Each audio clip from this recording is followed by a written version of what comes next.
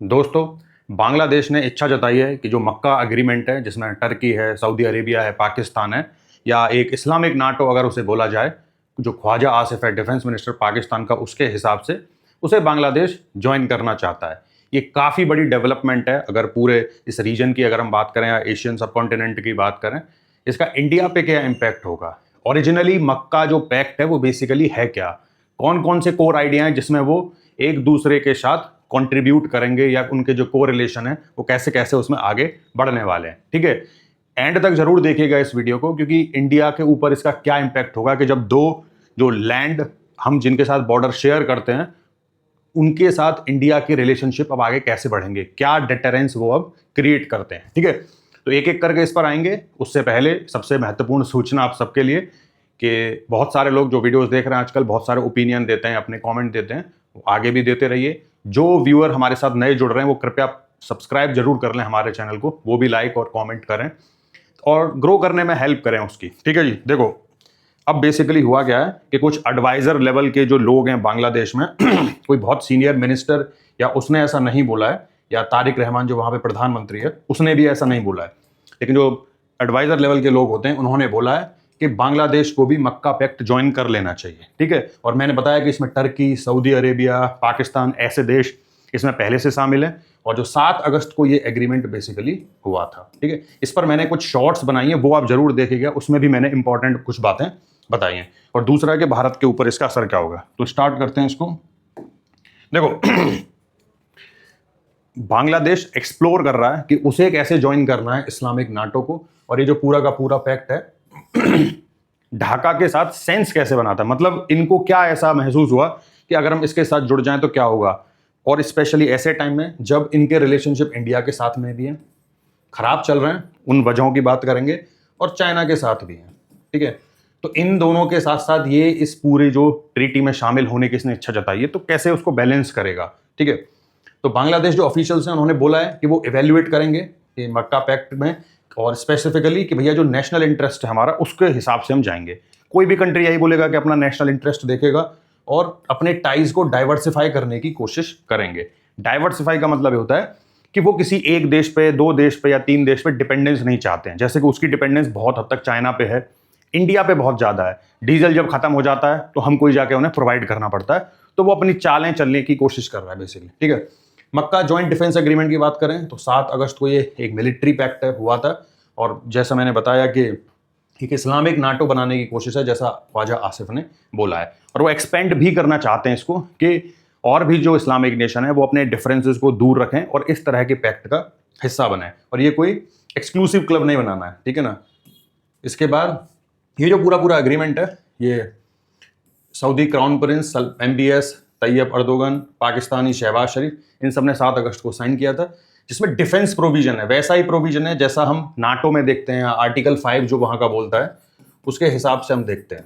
इसमें बताऊंगा अभी कि एक पे आर्म्ड अटैक तीनों कंट्रीज पे माना जाएगा, जैसा कि आर्टिकल 5 जो है नाटो चार्टर का, उस तरह का ये पैक्ट है। देखो ये जो आर्टिकल 5 है नाटो का, इसमें ऐसा इसमें भी नहीं होता है कि अगर एक देश पे अटैक हो गया तो सब एकदम से मतलब अपने आप से इमीडिएटली एक्टिव हो जाएगा, नहीं, वैसे नहीं होता। ये भी इसमें मीटिंग्स वगैरह होती हैं पहले, फिर चर्चाएं होती हैं, और फिर जाके सब सहमति बनाते हैं तो जाके एक्टिव होता है। और इनकी पोल तो मैं एक शॉर्ट्स में, मैंने एक वीडियो में बोला भी था, फिर से बता देता हूं आप लोगों को कि देखो सऊदी अरेबिया पे लगातार अटैक हो रहे हैं, तो आपने देखा कि पाकिस्तान ने अपने F-16 उड़ाना स्टार्ट कर दिए कि अब हम सऊदी अरेबिया को बचा के ही मानेंगे। हूदी इतना ज्यादा अटैक कर रहे हैं वहां पे, क्या हुआ उसका? जयशंकर ने भी ऐसा ही बोला था, जो इंडिया के फॉरेन मिनिस्टर हैं। इसके अलावा अफगानिस्तान पाकिस्तान का इतना लगातार चल रहा है, ठीक है, लगातार इनके बीच झड़प होती रहती है समवे और अदर। इसमें सऊदी अरेबिया ने क्या बोला या इसमें टर्की ने क्या बोला, यानी कि जो बोल रहे हैं ना कि एक पे आर्म्ड अटैक मान लिया जाएगा, ये उतनी प्रैक्टिकल बात है नहीं ऐसा, जितना इसको बढ़ा चढ़ा के दिखाया जा रहा है। और ये मैं एक बार बता दूं कि ऐसा कोई पहली बार नहीं हो रहा है, ये पैक्ट पहले भी बने, जैसे 1955 में बगदाद पैक्ट बना था। ठीक है, बगदाद पैक्ट, उस पैक्ट में क्या था, उसमें ईरान था, इराक था, यूके था, पाकिस्तान था। तो इससे क्या पाकिस्तान जो 1971 में टूटा वो रुक गया? नहीं रुका। कोई सपोर्ट करने आ गया इनको? नहीं आया। रशियन एक्सपेंशन को रोकते थे बेसिकली ये, ठीक है ना। तो ऐसे पैक्ट टाइम टू टाइम बनते रहते हैं, लेकिन उनकी रेलेवेंस बहुत ज़्यादा डिपेंड करती है कि वो ऑपरेट कैसे करता है। ठीक है जी। ये ज़्यादा कॉपरेशन करेगा पूरा का, जहां पे हम डिफेंस प्रोडक्शन करेंगे, technology transfer, joint military exercise. Joint military exercise पर हम आएंगे, जो कि इसको टीथ दे सकता है, ठीक है ना, कि इंडियन ओशन रीजन में जहां पे एक तरफ बे ऑफ बंगाल है, वहां बांग्लादेश है इंडिया के साथ में, दूसरी तरफ जहां पाकिस्तान है वहां अरेबियन सी है, उसका भी एक नेवल पावर है, बहुत ज्यादा नहीं है, बहुत लिमिटेड है, लेकिन है। तो दोनों तरफ हमारे एक पैक्ट में बंधे हुए दो दो देश हो सकते हैं, ठीक है। तो इस पर आएंगे अभी थोड़ा सा। और जो पाकिस्तान का डेप्यूटी है इशक डार, उसने बोला है कि भैया जो फॉरेन मिनिस्ट्री है उसने बोला है कि ये प्योरली डिफेंसिव होगा and remains open to other countries in the region, और बाकी के जो कंट्रीज हैं उस पूरे रीजन में सबके लिए एक्टिव होगा। देखो बांग्लादेश के लिए ये पैक्ट सेंस कैसे बनाता है कि, और सिर्फ मिलिट्री पैक्ट की तो बात हो रही है, देखो बिना इकोनॉमी के ना कोई पैक्ट काम करता ही नहीं है, बिना इकोनॉमिक्स के कोई पैक्ट काम नहीं करता। जैसे आपने नाटो में देखा होगा कि 2% की मिलिट्री स्पेंडिंग होनी चाहिए, या मैं डेटा बोल रहा हूँ 2 है या वो 4 है, ठीक है, कि उतने सारे देशों को उसमें करना है, तो यानी कि पैसा चाहिए तुम्हारे पास, तब जाके वो कोई ग्रुप बनता है और इफेक्टिवली काम करता है। यूरोप के बहुत देश नहीं करते हैं उसको, तो नाटो में भी विघटन के आसार हैं कि वो भी टूट सकता है, क्योंकि बहुत सारे कुछ ने कर लिया, ज़्यादातर कहते हैं भाई हमारी वेलफेयर स्कीम चल रही है, हमारा ये चल रहा है, हम कर ही नहीं पाते उतना स्पेंडिंग, ठीक है ना। अब क्योंकि सऊदी अरेबिया से बहुत सारा रेमिटेंस आता है बांग्लादेश में, $5 बिलियन का, जो 16% के आसपास बैठता है, तो सऊदी भी एक इन्वेस्टमेंट पोटेंशियल वहां पे देख सकता है, ठीक है ना। ऑलरेडी इतना पैसा आता है, जैसे इंडिया में सऊदी बहुत इन्वेस्ट करता है, यूएई करता है, तो ढाका को लगता है कि भैया एक तरह का फायदा उनको इस बात से भी हो सकता है कि अगर सऊदी अरेबिया हमारे यहाँ इन्वेस्ट करे, टर्की हमारे यहाँ कुछ ड्रोन टेक्नोलॉजी हमें दे दे, वहां से ड्रोन लेना उनके लिए आसान हो जाए, लेते वहीं से हैं लेकिन फिर भी आसान ये हो जाए। अब ये तो एस्पेक्ट है जहां पे इनको फायदा हो सकता है, ठीक है। अब बात करेंगे कि एक तो बांग्लादेश में इंटरनली क्या प्रॉब्लम हो सकती है, और फिर इंडिया के पर्सपेक्टिव से मैप पे जानेंगे। देखो अब पाकिस्तान से इनका इतना प्रेम, जो मोहम्मद यूसुफ था, ये जो इससे पहले वाला था और जिसने 1.5-2 साल ऐसे ही घसीटे, उसके बाद तारिक रहमान आया। अब इन सबसे यही पूछ लो कि 1971 में फिर टूटे क्यों थे तुम लोग, एक ही देश रह लेते, तब तो नहीं रह पा रहे थे, तब तुम्हें इंडिया की जरूरत थी, जब तुम्हें देश बना के दिया, ठीक है। तो एक कुछ ऐसे भी लोग बांग्लादेश में होंगे जो इस बात को अपोज करेंगे कि पाकिस्तान के साथ बहुत ज़्यादा हमें जुड़ने की ज़रूरत नहीं है, क्योंकि पाकिस्तान उसके बाद क्या करता है, कितनी महिलाओं के रेप हुए थे वहाँ पे जब 1971 की वॉर हुई थी, कितने लोगों को उसने मारा था, ठीक है। तो वो मेमोरीज भी हैं। इसके अलावा would also have to balance it relations with India and China, क्योंकि अगर पाकिस्तान के साथ तुम्हारी कनेक्टिविटी बढ़ेगी, तुम अपने रिलेशंस बढ़ाओगे, तो इंडिया के साथ ऑब्वियसली इंपैक्ट करेंगे वो। इंडिया ने क्या किया कि पूरे बॉर्डर पे ये वाले एरिया में, क्योंकि ज़्यादातर यहाँ एरियाज़ में तो बन गया है और यहाँ पे कुछ प्रॉब्लम नहीं है, ये जो वाले पूरे एरियाज थे यहाँ पे बॉर्डर लगाना स्टार्ट कर दिया, क्योंकि इंडिया को पता है कि अब जैसे आपको पता होगा कि पाकिस्तान के जो ISI ऑफिशियल्स हैं वो लगातार विजिट कर रहे हैं, ठीक है। रॉ के एक डायरेक्टर हैं या जो वो हेड हैं, वो भी बांग्लादेश का एक चक्कर मार के आए। इंडिया ने जो वहाँ पे डिप्लोमेट को रखा है वो पॉलिटिकल है, दिनेश त्रिवेदी जी, ठीक है ना, वो कोई नॉर्मल एम्बेसडर नहीं है। तो उस लेवल पे डायलॉग करने की कोशिश करी जा रही है, और इनको ये बात पता होनी चाहिए बांग्लादेश को कि एक गलत कदम और पूरी सल्तनत खत्म। सल्तनत खत्म से मेरा मतलब क्या है, अभी सिलीगुड़ी कॉरिडोर पर हम आएंगे, ठीक है। तो जो कि ऑपरेशनल मैकेनिज्म इसका क्या होगा, मेंबरशिप क्राइटेरिया क्या है, ये अभी क्लियर नहीं है, क्योंकि ये बहुत ही लोअर लेवल से भी बातें उठ रही है वहां पे। डिपेंड करेगा कि तारिक रहमान का क्या कहना है, और कोई डिसीजन उन्होंने बोला भी नहीं कि हम ज्वाइन कर रहे हैं। लेकिन एक ढाका की फॉरेन पॉलिसी में तो हमें एक दिख रहा है कि पाकिस्तान के साथ कैसे क्लोजनेस उनकी बढ़ रही है, और इसके अलावा सिक्योरिटी, रेमिटेंस, एनर्जी, इन्वेस्टमेंट, और ये जो पूरी की पूरी कैलकुलेशन है, इसको ध्यान में रखा जाएगा जब इसको ज्वाइन करेंगे। अब आते हैं इंडिया की तरफ। देखो अब एक तरफ इंडिया की तरफ ही पाकिस्तान है, नापाक देश, और एक तरफ है बांग्लादेश है, जिसकी हरकतें असल में वैसी ही हैं, औकात कुछ नहीं है इसकी, उसकी भी कुछ नहीं है, ठीक है। लेकिन एक 2 फ्रंट वॉर सिचुएशन अब इंडिया के लिए हो सकती है, ठीक है। इंडिया पाकिस्तान के रिलेशन बिल्कुल अच्छे नहीं चल रहा है, इंडस वाटर ट्रीटी लगातार अबेयंस में, और पाकिस्तान इसे बहुत लंबे टाइम तक झेल नहीं पाएगा। पूरी की पूरी जो वहाँ पे उनकी जो एग्रीकल्चर है वो इम्पैक्ट होती है, और एग्रीकल्चर इम्पैक्ट होती है, पानी पीने का नहीं पहुंचता है कराची तक, नीचे तक, ठीक है।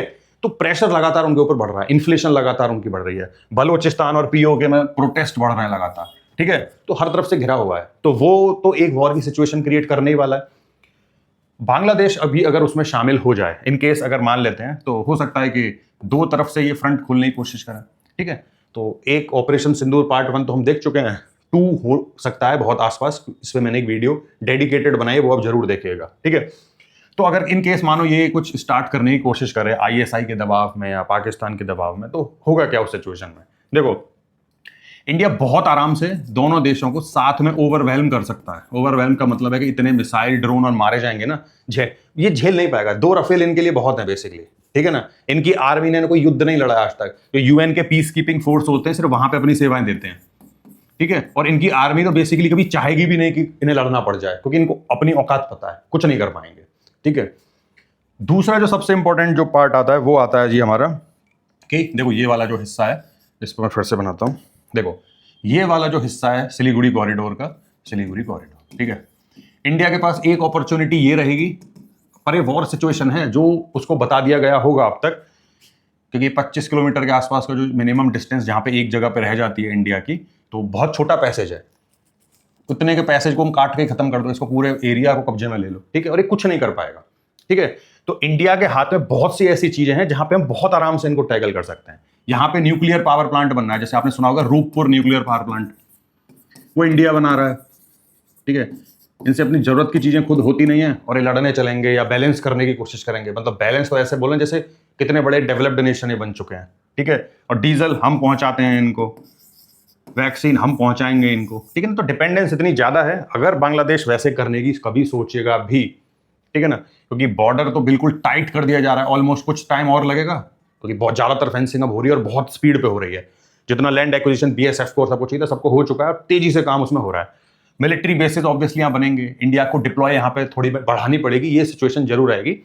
लेकिन हमारे पास एम्पल अमाउंट ऑफ नंबर है जहां पे हम अपनी मिलिट्री को यहाँ पे भी रख सकते हैं, and they don't have any power teeth और एनीथिंग लाइक दैट कि कुछ प्रेशर बनाएंगे। और सबसे अच्छी बात तो यही है कि कोई बदतमीजी करने की कोशिश करें तो जो एक हिस्टोरिकल मिस्टेक हमने करी है, तो यहां से इसको काट दो, ठीक है। चिकन कॉरिडोर तो चिकन बचेगा ही नहीं, कोई चिकन नहीं है, सब अपना हो गया, ठीक है। तो ये सिचुएशन है कि बांग्लादेश अगर ज्वाइन करेगा तो क्या हो सकता है, इंडिया के ऊपर उसका क्या इंपैक्ट होगा, ठीक है ना। तो बांग्लादेश बहुत ही डिसाइसिवली अगर कैलकुलेट करे तो ज्यादा बेटर है, वरना लेने के देने पड़ सकते हैं उसके लिए, ठीक है। तो ये है इस वीडियो में। बाकी कोई भी अपडेट इस पे आएगी या फॉर्मली ज्वाइन कर ही लेगा तो हम उस पर नया वीडियो भी बनाएंगे। तो आपने अगर वीडियो एंड तक देखा है तो लाइक करें, शेयर करें, सब्सक्राइब करें, और जो नए लोग जुड़े वो तो जरूर ही कर लें।